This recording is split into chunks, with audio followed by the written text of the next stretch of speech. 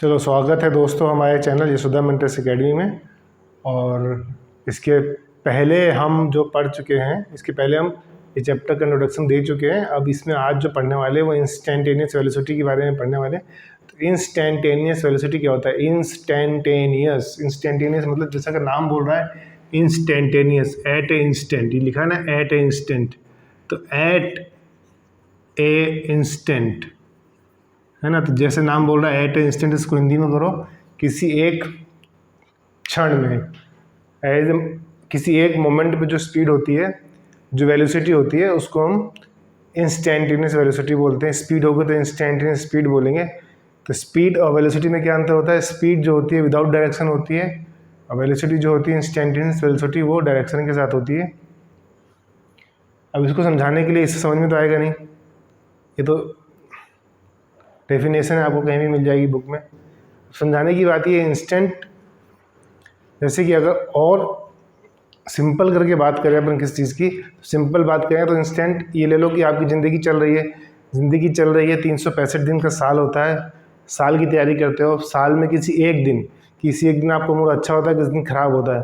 लेकिन 365 के मुकाबले में वो एक दिन जो होता है वो काफ़ी छोटा होता है। और छोटा करोगे तो एक दिन का 1 घंटा और छोटा होता है, और छोटा करोगे तो उस दिन का 1 मिनट 1 सेकंड है ना। एक दिन में जो 1 सेकंड होता है, तो एक साल के मुकाबले वो 1 सेकंड बहुत छोटा होता है। तो उस छोटे मोमेंट में आपकी क्या ज़िंदगी के उस समय आपकी क्या सोच है, क्या कभी पॉजिटिव होता है कभी नेगेटिव होता है, क्या सोच रहे हो, तो उस इंस्टेंट में जो सोच होती है उसको हम इंस्टेंटेनियस बोल सकते हैं। अब अपन बात कर रहे हैं वेलोसिटी की, तो वो चीज़ जो बदल जाएगी वो स्पीड में बदल जाएगी, वेलोसिटी में बदल जाएगी। तो उस समय एक बड़े पैमाने पे किसी बड़े पैमाने पे एक छोटा सा पॉइंट है ये, इस पॉइंट में आपकी क्या स्पीड होगी, ए से बी, इस पॉइंट में आपकी क्या स्पीड होगी, ठीक है ना। मान लो ये 1 घंटे का है, 2 घंटे का आप चल रहे हो, तो इस पॉइंट पे आपकी क्या स्पीड होगी। अब ये कितना छोटा है? ये इतना छोटा है कि ये 0 के बराबर है, 0 के लगभग बराबर है। मतलब आप मान लो कि 1 टाइम, यहाँ से आप पढ़ लो 1 से 3 से 4 के बीच में मानते हैं, 3 से 4 के बीच का भी एक पैमाना है ना। मतलब ये मान लो 1.222 और 2.222 के बीच का डिफरेंस है, मतलब लगभग 10 to 0 है ना। इसलिए हम उसको लिमिट में क्या लिखते हैं, जब लिमिट की बात करते हैं तो लिमिट में हम लिखते हैं लिमिट है ना, t = 0 delta s upon delta t। अब ये क्या होता है आपको मालूम है, ये लिमिट की बात कर रहा हूँ, delta s upon delta t क्या होता है आपको मालूम है, ये होता है इंस्टेंटेनियस वेलोसिटी का एवरेज वेलोसिटी का formula, change in displacement upon time. तो इसको अपन क्या लिख सकते हैं, x2 - x1 divided by delta t भी लिखते हैं, या t2 - t1 भी लिखते हैं, ठीक है ना। तो ये फॉर्मूला है अपना एवरेज वेलोसिटी का। अब बहुत छोटे की बात करते हैं, तो बहुत छोटा होता है तो अपन उसको dx ले लेते हैं और dt ले लेते हैं, वो भी छोटा है, टाइम भी छोटा है और स्पेस भी छोटा है, तो उसको अपन डिस्टेंस को dx ले लेंगे और टाइम को dt। ये कहाँ से आया अब dt dx?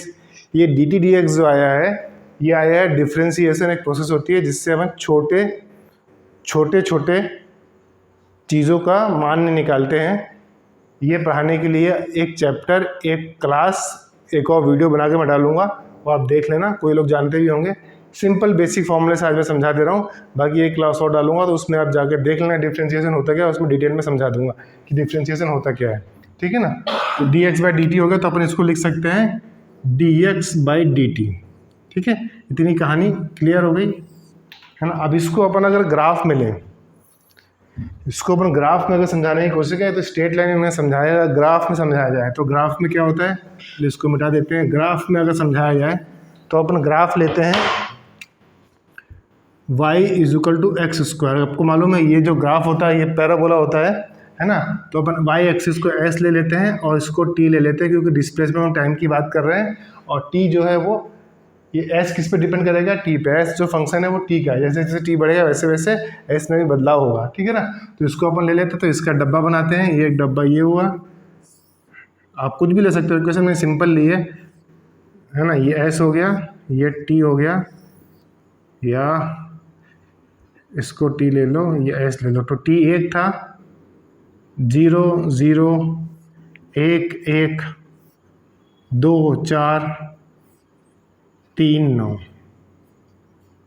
ठीक है, अब देखो इसमें कितना बदलाव, मतलब वेरिएबल है, कितना बदलाव, इन दोनों के बीच में 1, इन दोनों के बीच में 3, इन दोनों के बीच में 5।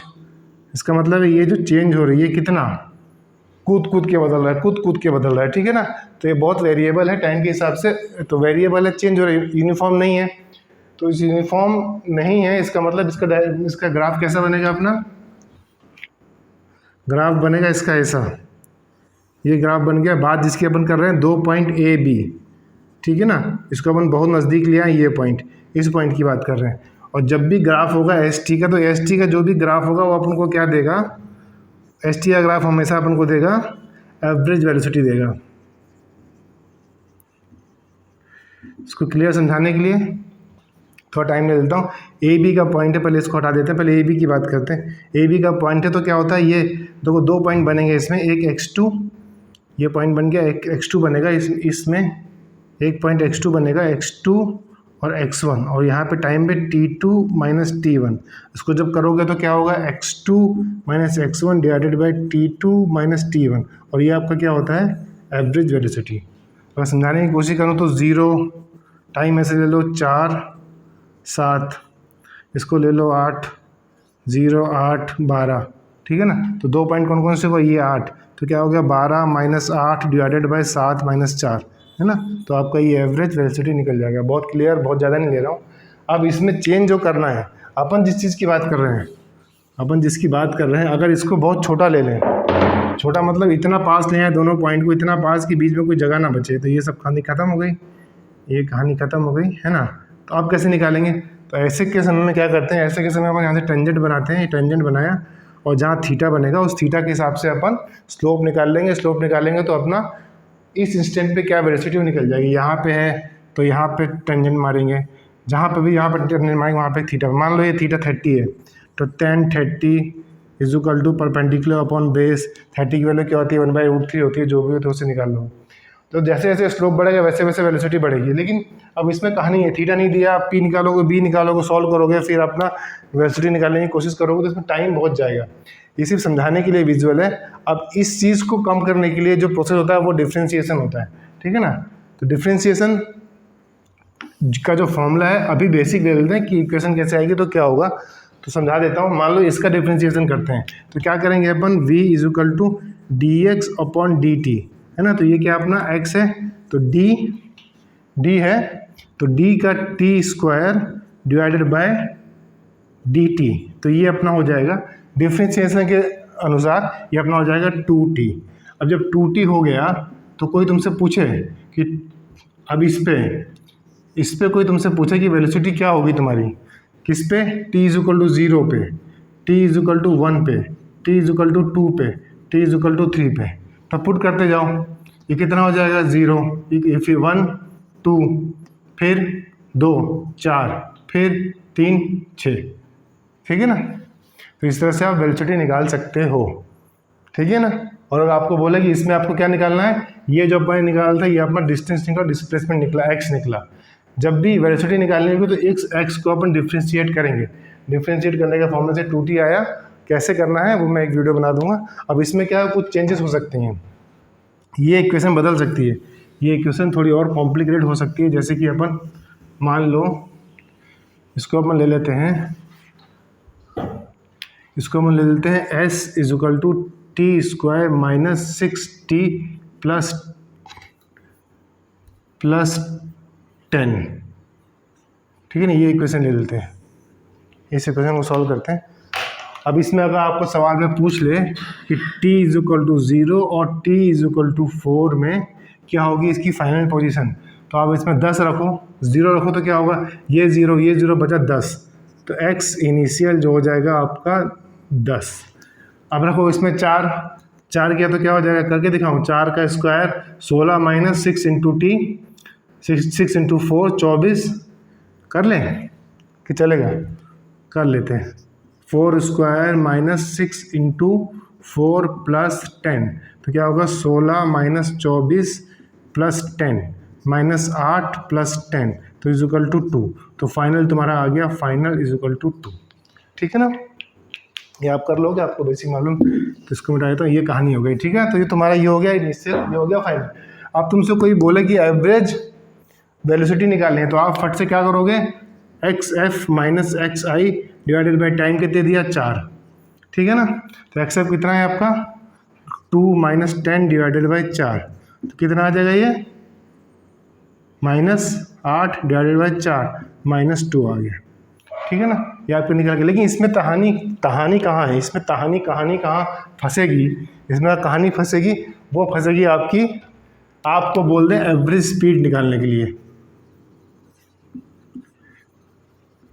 कैसे निकालोगे, यही तो तकलीफ है, कैसे निकालोगे, ये कैसे निकालोगे, क्योंकि आपको जब भी स्पीड निकालना होगा तो आपको चाहिए होगा फुल पाथ चाहिए होगा, है ना। ये तो फाइनल और इनिशियल से आपका डिस्प्लेसमेंट निकल गया, लेकिन डिस्टेंस निकालने के लिए आपको फुल चाहिए, जितना चले हो, कहाँ से कहाँ तक चले, पूरी कहानी पूरी हिस्ट्री चाहिए। तो पूरी कहानी पूरी हिस्ट्री निकालने के लिए क्या करोगे, मतलब इसको समझाया जाए तो ऐसे देखो, तो इसको समझाते हैं थोड़ा सा, देखते हैं, है ना। मान लो एक लाइन से यहाँ तक आदमी चला, अपने पास क्या है, इनिशियल क्या था, यहीं पे initial x is equal to 10 किस पे, t इज इक्वल टू 0 पे, ठीक है। Final t is equal to 4 पे x इज इक्वल टू 2। अब ये आदमी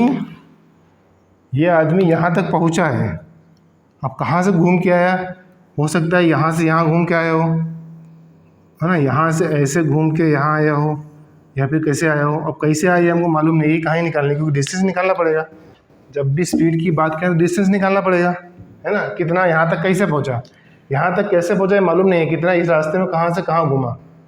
तो अगर कहीं घूमा है आदमी, तो जहाँ से घूमेगा वो टर्निंग पॉइंट होगा, है ना। कोई रास्ता यहाँ से आया, मान लो यहाँ तक पहुँचा, तो ये रास्ता यहाँ चल के यहाँ चल के यहाँ चल के यहाँ चल के यहाँ से मान लो वापस फाइनल पे आया, है ना। यहाँ कैसे आया मालूम नहीं, ऐसे भी आ सकता है। तो यहाँ घूम के आया ना, ये पॉइंट घूम के आया, तो इसको हम बोलते हैं टर्निंग पॉइंट। ये एग्जांपल लिया, टर्निंग पॉइंट बोलते हैं। अब टर्निंग पॉइंट कहाँ होता है, जहाँ पे वेलोसिटी 0 होती है, जहाँ आदमी घूमेगा वहाँ धीरे होगा, 0 होगा तभी तो घूमेगा, स्पीड में थोड़ी घूम जाएगा।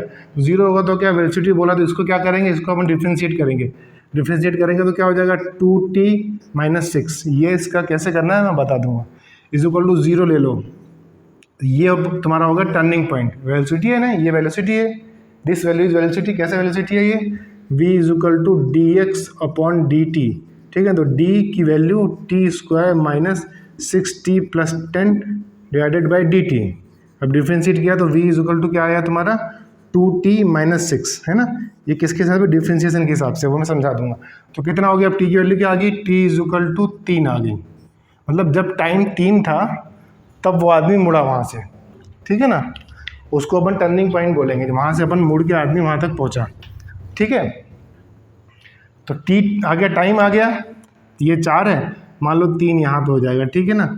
अब ये देखना है कि पोजीशन क्या होगी, तो पोजीशन के लिए इसमें रखेंगे, पोजीशन की वैल्यू है तो इसमें रखेंगे 3 - 6 इंटू 3 + 10, सॉल्व करोगे तो x इज इक्वल टू 1 आएगा, ठीक है ना। 1 आएगा मतलब यहाँ पे x इज इक्वल टू 1 आ गया, ठीक है। यहाँ तक क्लियर। अब आदमी कहाँ से कहाँ तक आएगा, समझ में आ गई कहानी, कहाँ से घूम के आया आदमी, यहाँ से चलबे करे, यहाँ से आया, यहाँ आया, फिर घूम के यहाँ पहुँचा, ठीक है ना। इतना चल दिया, तो ये इसका रास्ता हो गया, ये रास्ता हो गया, मतलब कितना चला, डिस्टेंस निकालना है तो 10, ये 1 ये 10, मतलब कितना चला 9, ये चला 9 और वापस आया ये 1 से 2 ये 1, तो 9 + 1 डिवाइडेड बाय टाइम कितना लगा 4, तो क्या आ गया आंसर 10/4। तो तुम्हारा आ गया एवरेज स्पीड, ठीक है ना। तो इस तरह से हमको क्या इंस्टेंटेनियस, इसकी अगर डिस्टेंस पूछता है तो इसमें पुट करोगे, इसका अगर इंस्टेंटेनियस स्पीड बोलता है तो इसका डिफ्रेंशिएट करोगे तो वेलोसिटी आ जाएगा, और अगर एवरेज स्पीड बोलता है तो टर्निंग पॉइंट निकाल के अपन रास्ता जानेंगे, और रास्ता जानेंगे फिर रास्ता को प्लस करके डिवाइड बाय टाइम कर देंगे। तो आपका हो गया एवरेज स्पीड निकालने का तरीका, एवरेज वेलोसिटी निकालने का तरीका, इंस्टेंटेनियस वेलोसिटी निकालने का तरीका। तो यहाँ पे ये टॉपिक यहाँ पे अपन ख़त्म करते हैं। अच्छे से समझ गए हो, छोटे छोटे टॉपिक समझाने की कोशिश कर रहा हूँ मैं। अगले टॉपिक में लेंगे एक्सीलरेशन, वेरिएबल एक्सीलरेशन, क्या होता है एक्सीलरेशन और कैसे उसको सॉल्व करते हैं, है ना। वेरिएबल हो तो कैसे करेंगे, और कांस्टेंट हो तो कैसे करेंगे, है ना, उसको अपन समझेंगे।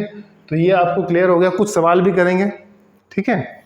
आज की कहानी जो थी, अपन ने क्या पढ़ा है, इंस्टेंटेनियस वेलोसिटी कैसे निकालना है, क्या होता है ना, डिफरेंशिएशन के तहत निकालना है। डिफरेंशिएशन जो प्रोसेस है वो मैं समझा दूंगा किसी वीडियो में, अगले वीडियो में आप देख लेना, ठीक है ना।